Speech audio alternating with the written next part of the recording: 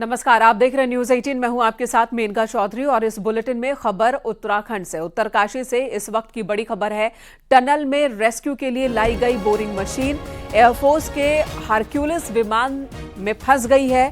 विमान से मशीन को लोडर पर रखा जाना था, लेकिन लोडर की ऊंचाई ज्यादा हो गई जबकि विमान की ऊंचाई कम निकली। ज्यादा हैवी होने की वजह से मशीन अभी तक लिफ्ट नहीं हो पा रही है। सूत्रों के मुताबिक मौके पर एक्सपर्ट्स मौजूद हैं। ये बड़ी खबर सिर्फ न्यूज 18 आप तक पहुंचा रहा है। एक्सक्लूसिव जानकारी हम आपको दे रहे हैं। एक एक खबर रेस्क्यू ऑपरेशन से जुड़ी हुई आप तक न्यूज 18 पहुंचा रहा है। और ये बड़ी खबर है कि इस वक्त जो मशीन लाई गई थी एयरक्राफ्ट से, उस मशीन को अभी तक अनलोड नहीं किया जा सका है। एयरफोर्स के हरक्यूलिस विमान में ही ये मशीन फंस गई है, क्योंकि विमान की ऊंचाई उस लोडर से कम है जिस लोडर पर रखा जाना था इस मशीन को।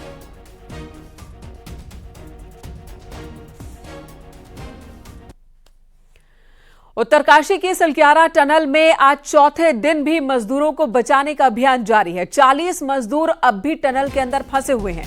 रेस्क्यू के लिए बेहद मुश्किलें आ रही हैं और अब नई मशीन मंगाई गई है। नई मशीन से रेस्क्यू चलाया जाएगा, लेकिन अभी मशीन के पहुंचने में वक्त लग रहा है। हरक्यूलिस विमान से अमेरिकन ऑगर मशीन के पार्ट्स को लाया गया, उसके बाद ट्रक से टनल साइट पर लाया जा रहा है और इसके लिए 3 विमानों को लगाया गया था। मशीन के सारे पार्ट्स पहुंचने के बाद कम से कम 5 घंटे का वक्त और लगेगा इन मशीन्स को इंस्टॉल करने में। एक बार फिर शुरू हो जाने के बाद ये मशीन 1 घंटे में तकरीबन 5 मीटर की बोरिंग कर सकेगी। वहीं जिस पाइप से ऑक्सीजन भेजी जा रही है, उसी पाइप के साथ एक 6 इंच का दूसरा पाइप भी डालने की कोशिश हो रही है। इस नए पाइप से मजदूरों तक खाना पहुंचाया जाएगा। नए पाइप का ये प्रयोग सफल रहा तो उसके जरिए ही दूसरी तरफ वॉकी टॉकी भी भेजे जाएंगे, ताकि मजदूरों से साफ साफ बात संभव हो सके। वहीं झारखंड सरकार ने अपने 3 IAS उत्तरकाशी भेजे हैं और टनल बना रही कंपनी ने उनके मजदूरों से बात कराई है। कंपनी के मुताबिक सभी मजदूर सकुशल हैं। देर पहले ब्रीफ किया हमने, एक मशीन जो है अमेरिकन ऑगर कहते हैं, वो दिल्ली से एयरलिफ्ट कराई है, जिसमें जो यहाँ पे उतर के जितनी जो व्यवस्था है उनको जल्दी लाने की सारा प्रशासन की तरफ से हमको मदद मिल रही है। कोई भी और ज़रूरत हो उसके लिए भी प्रशासन हमारे साथ जुटा हुआ है। असेंबलिंग में 4 से 5 घंटा लगता है, तो उतना तो लगेगा, लेकिन वो तीनों जब उसके पार्ट आ जाएंगे उसके बाद ही हम आपको बता पाएंगे कि कितना समय लगता है। ये ड्रिलिंग कितने घंटे में कंप्लीट हो जाएगी सर? ड्रिलिंग देखिए कितने घंटे में होगी वो नहीं बता सकता, लेकिन रेट ऑफ ड्रिलिंग मैं बता सकता हूँ कि 5 मीटर प्रति घंटे की उसकी। इनफैक्ट अगर सब चीज़ ठीक रहा है तो हम सोच रहे हैं कि वॉकी टॉकी क्यों ना उस तरफ भेज दें, ताकि उनको 1 to 1 हो जाए। अभी तो हम यहाँ से आवाज़ देते हैं, वो सुनते हैं और वैसी कम्युनिकेशन हो रहा है।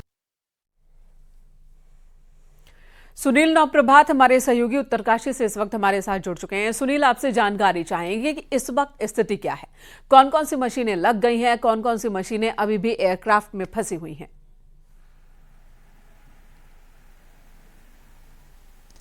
देखिए मेनिका, अगर हम ऑपरेशन की बात करें तो मुख्य रूप से ऑपरेशन कल रात 3 बजे से बंद है, रेस्क्यू ऑपरेशन। लेकिन इस बीच जो हमारे अधिकारियों से बातचीत हुई कि इस बीच जो ये मशीन आनी है अमेरिकन ऑगर मशीन, इसके लिए प्लेटफॉर्म बनाने की तैयारी की गई।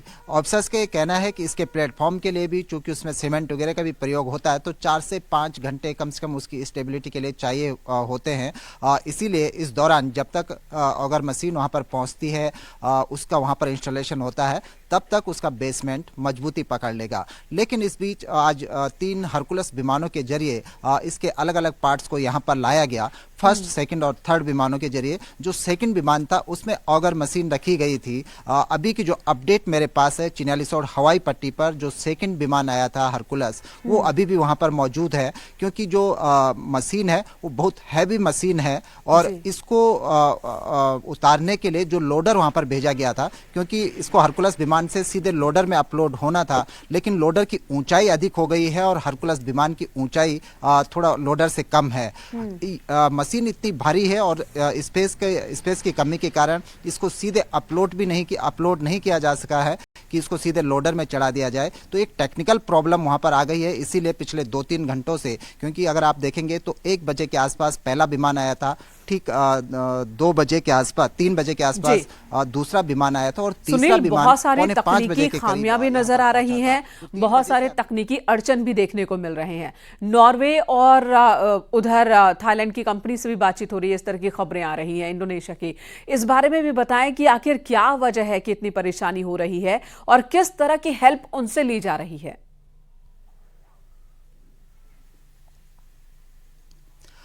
देखिए, चूंकि वो एक्सपर्ट हैं इसीलिए उनसे टेक्निकल सलाह ली जा रही है कि इस तरह के जब ऑपरेशन यहाँ पर उनको रन करना हो तो किस तरह से उसको आगे बढ़ाया जाना चाहिए। ये जो मशीन आ रही है अमेरिकन ऑगर मशीन, ये माना जा रहा है कि अत्याधुनिक मशीन है और हाई कैपेसिटी की मशीन है। आपने देखा होगा कि उसके जो पार्ट्स भी आए बहुत हैवी पार्ट्स हैं, क्योंकि वहाँ पर जो मिट्टी है वो मिट्टी टेलकम पाउडर की तरह है। पहले वाली मशीन इसीलिए फेल हो गई थी कि उसकी कैपेसिटी उस हाई पावर कैपेसिटी की नहीं थी, इसीलिए इसको उसके जगह रिप्लेस किया जा रहा है। ये माना जा रहा है कि जब इसका इंस्टॉलेशन का काम पूरा हो जाएगा, जैसे कि अभी NHIDCL के डायरेक्टर बता रहे थे कि इसमें करीब 5 घंटे लगेंगे, उसके बाद ये मशीन जब काम करेगी तो ये उम्मीद जताई जा रही है कि जो वहाँ की जो मिट्टी है उसको ये आसानी से काटकर बोरिंग करते हुए आगे बढ़ेगी और इसकी स्पीड भी बहुत तेज है। जहाँ पहले वाली मशीन 1 घंटे में 1 मीटर आगे बढ़ सकती थी, ये 1 घंटे में 5 मीटर आगे बढ़ेगी और जो अनुमान लगाया जा रहा है कि करीब 70 मीटर का वो दायरा है। सुनील, कोशिशें तो हमें देखने को मिल रही है, लेकिन इन सब के बीच जरूरी है कि ये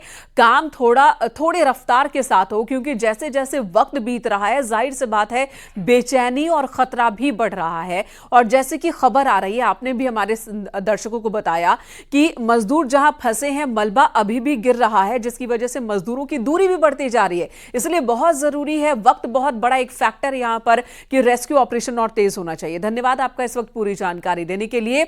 और अब तक जिस मशीन से काम हो रहा था, उस बोरिंग मशीन के साथ दिल्ली से जो इंजीनियर यहां पहुंचे आदेश जैन, उन्होंने बड़ा खुलासा किया। उन्होंने कहा कि मशीन खराब नहीं हुई थी, जैसा कि अंदेशा पहले जताया गया।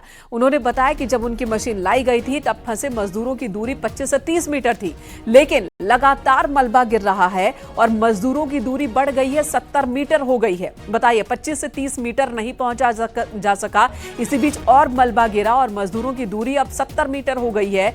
ऑगर मशीन की कैपेसिटी 48 मीटर तक ही है। जो मशीन लगाई गई थी कल, जिससे रेस्क्यू ऑपरेशन की शुरुआत हुई थी, उसकी कैपेसिटी 48 मीटर तक की ही है, यानी कि 70 मीटर तक नहीं पहुंचा जा सकता था, जिसकी वजह से वो मशीन फेल हुई।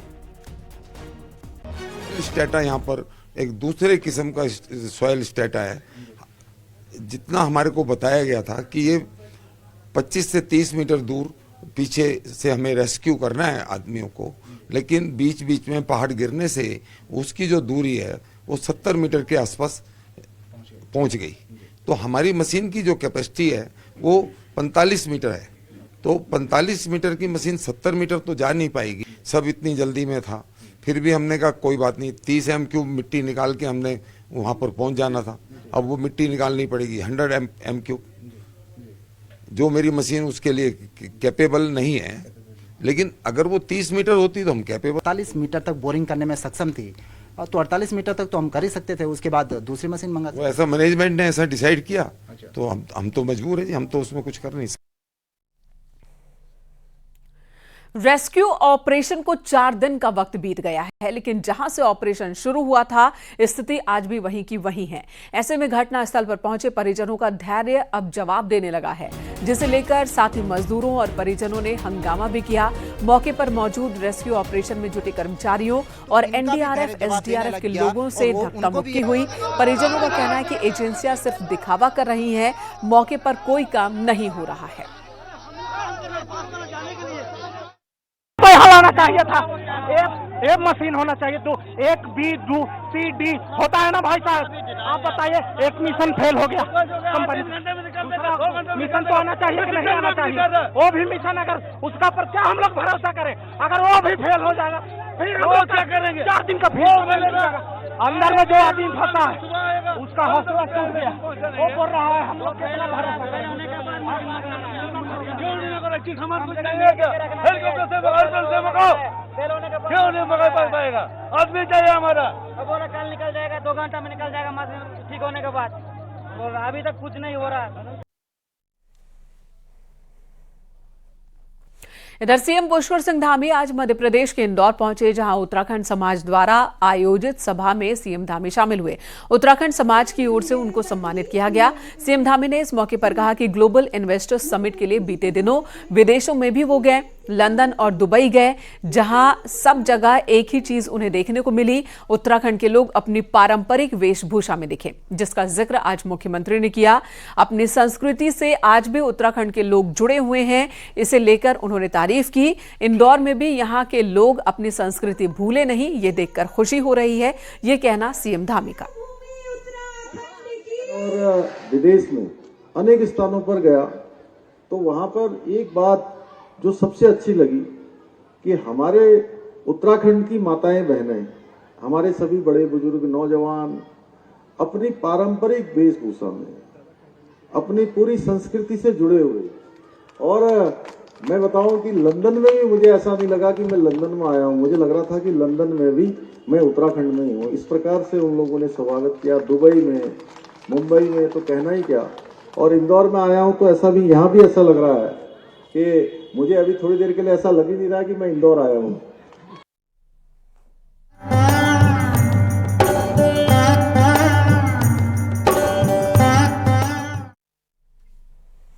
विश्व प्रसिद्ध भगवान केदारनाथ के कपाट आज शीतकाल के लिए बंद कर दिए गए। पूरे विधि विधान के साथ सुबह 8:30 बजे कपाट बंद हुए।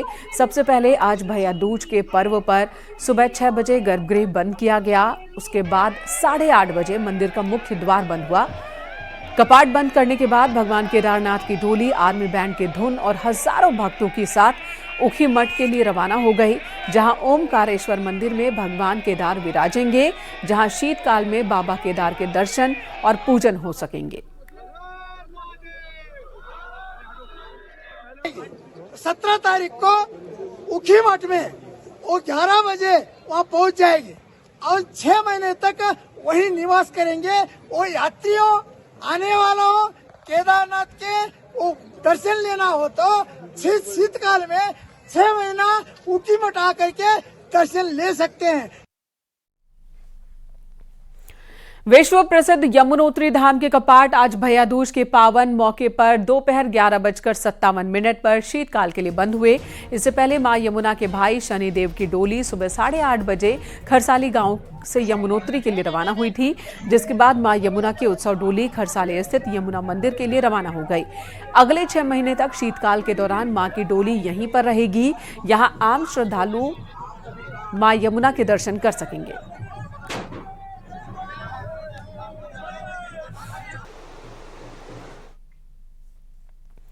बद्रीनाथ धाम में भी कपाट बंद होने की प्रक्रिया जारी है, जिसका आज दूसरा दिन था। दूसरे दिन बद्रीनाथ धाम में स्थित ब्रह्म कपाल के निकट आदि केदारेश्वर के कपाट दोपहर 2 बजे बंद हुए। इससे पहले भगवान आदि केदारेश्वर की विशेष पूजा अर्चना की गई और अन्नकूट का भोग लगाया गया। बद्रीनाथ धाम के मुख्य पुजारी और धर्माधिकारी ने मंत्रोच्चारण किया और उसके बाद कपाट शीतकाल के लिए बंद किए गए।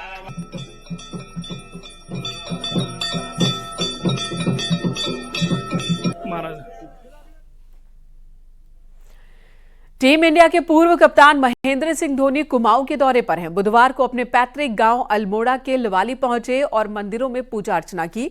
धोनी ने गांव के अपने घर पर अपने परिवार के साथ, अपनी पत्नी के साथ फोटो भी खिंचवाई।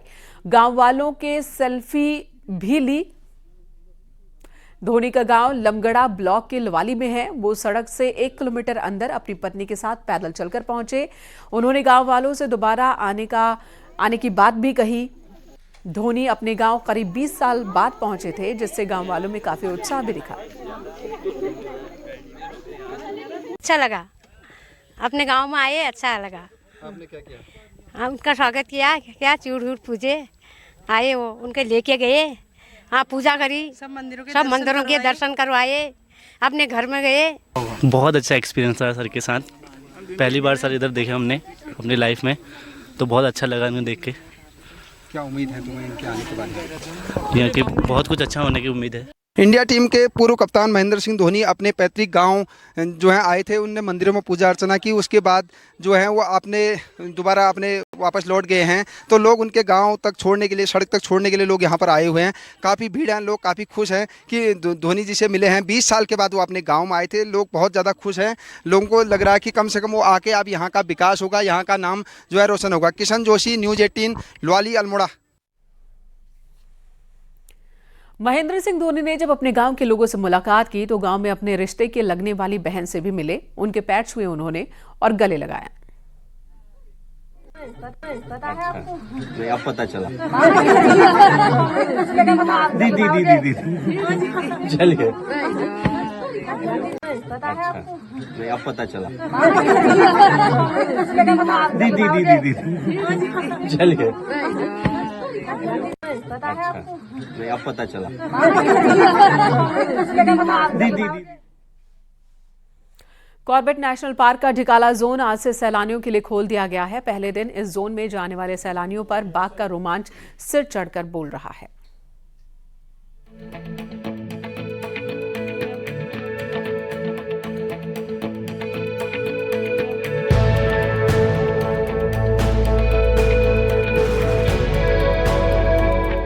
कॉर्बेट नेशनल पार्क अब पूरी तरह से पर्यटकों से गुलजार हो गया है। यहाँ का ढिकाला जोन बुधवार से पर्यटकों के लिए खोल दिया गया।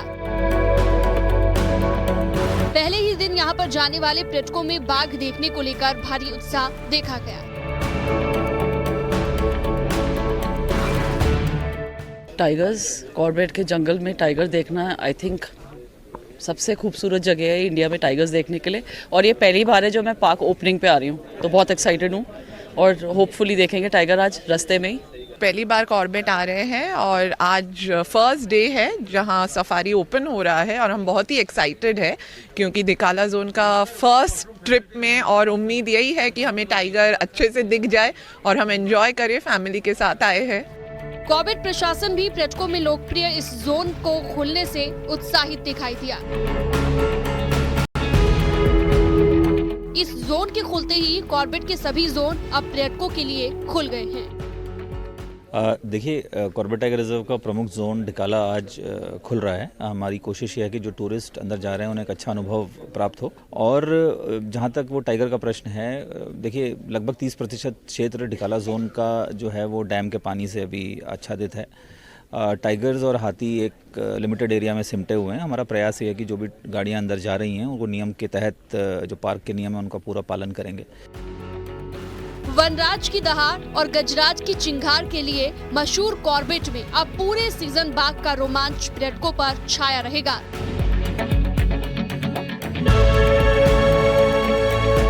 उम्मीद है कि यहाँ पर आने वाले सैलानी वन्यजीव संरक्षण का संदेश अपने साथ जरूर लेकर जाएंगे। रामनगर से न्यूज़ 18 के लिए गोविंद पाटनी की रिपोर्ट।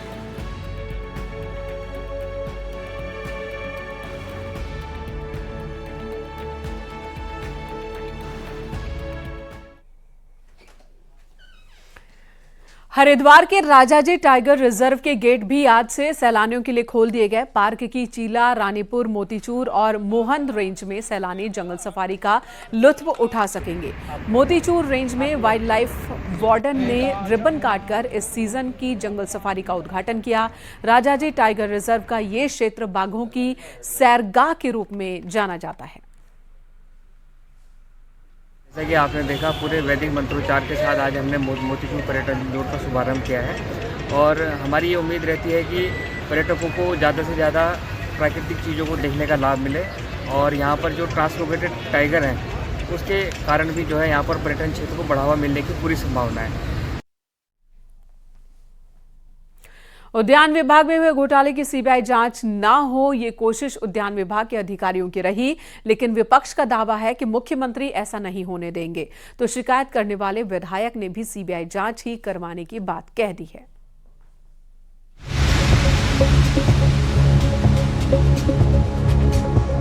उद्यान विभाग में घोटाले की परतें जब सीबीआई उधेड़ेगी, तब पता चलेगा कि किसानों और बागवानों के पैसे किस किस ने डकारे। उद्यान विभाग के अफसरों का प्लान तो था कि सीबीआई जांच के खिलाफ सुप्रीम कोर्ट जाया जाए, लेकिन अब इस प्लान पर पानी फिरता दिख रहा है। एक तरफ शिकायत करने वाले बीजेपी विधायक दुर्गेश्वर लाल उद्यान विभाग के कारनामों पर हैरानी जता रहे हैं, तो खुद बता रहे हैं कि ये किसानों के नाम पर कितना बड़ा घोटाला है। दुर्गेश्वर लाल के मुताबिक एक बार उन्होंने खुद इस हाल पर कोर्ट में जनहित याचिका लगाने के बारे में प्लान किया था, लेकिन पहले मुख्यमंत्री की तरफ से एक्शन और अब सीबीआई जांच से वो संतुष्ट हैं। माननीय मुख्यमंत्री जी ने ही खुद इसको संज्ञान लिया और जो उद्यान डायरेक्टर था, जो उसके द्वारा किए गए फर्जीवाड़ा था, वहाँ पे जो किया गया घोटाला था, जो भ्रष्टाचार था, उसको उन्होंने तुरंत तत्काल उनको जो है निलंबित किया, सस्पेंड किया। आने वाले भविष्य में इस तरीके से कभी दूसरा व्यक्ति सोचे भी ना, इसलिए ये एक तरीके से एक एग्जाम्पल भी है और कार्रवाई होनी बहुत जरूरी है। सीबीआई जांच के खिलाफ सुप्रीम कोर्ट जाने की बात पर कांग्रेस ने भी सवाल खड़े किए थे, लेकिन अब कांग्रेस प्रदेश अध्यक्ष करण माहरा ने मुख्यमंत्री पुष्कर सिंह धामी का धन्यवाद दिया है। माहरा के मुताबिक अब सरकार भी नहीं चाहती कि उद्यान विभाग सुप्रीम कोर्ट जाए, ताकि दूध का दूध और पानी का पानी हो सके। वाकई में बहुत बड़ा घोटाला हुआ है। धन्यवाद देना चाहूँगा मुख्यमंत्री को इस विषय पे कि उन्होंने जो PIL सुप्रीम कोर्ट में डालने की बात होती है, सरकार का पक्ष सुप्रीम कोर्ट में ले जाने की कुछ लोग तैयारी कर रहे थे, उसको मुख्यमंत्री ने, जो मेरी जानकारी है, रोकने का काम किया है, क्योंकि जो गलत है उसकी जांच होनी चाहिए और ये स्टेट के हित में है और ये जांच होनी चाहिए, दोषियों के खिलाफ कार्रवाई होनी चाहिए। हाईकोर्ट का आदेश बता रहा है, विधायक का बयान बता रहा है, SIT की जांच बता रही है कि पौधे लगाने वाले उद्यान विभाग में घोटाले की जड़ें बड़ी गहरी हैं और अब देखना होगा कि CBI करप्शन की जड़ों को कहां तक खोज और खोद पाती है। देहरादून से न्यूज़ 18 के लिए दीपांकर भट्ट की रिपोर्ट।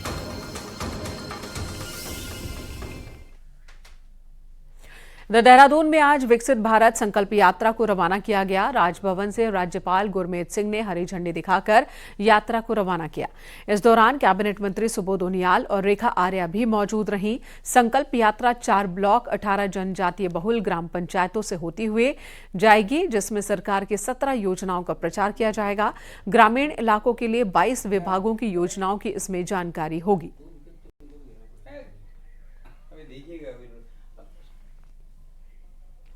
हिंदू संस्कृति में गोवर्धन पूजा और अन्नकूट पर्व का विशेष महत्व होता है। ऋषिकेश के जयराम आश्रम में बड़ी धूमधाम से गोवर्धन पूजा का आयोजन हुआ। भगवान श्री कृष्ण को 56 भोग लगाए गए। वहीं गंगा तट पर भगवान हर आश्रम और मंदिर में अन्नकूट का पर्व मनाया गया।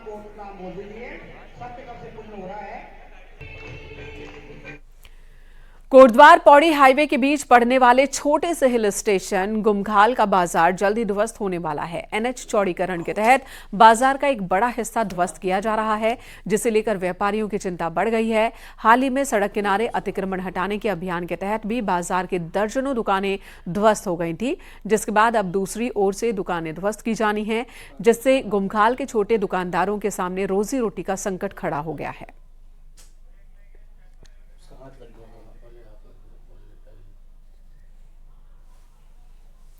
यहां रुकेंगे एक ब्रेक के लिए, खबरें जारी हैं।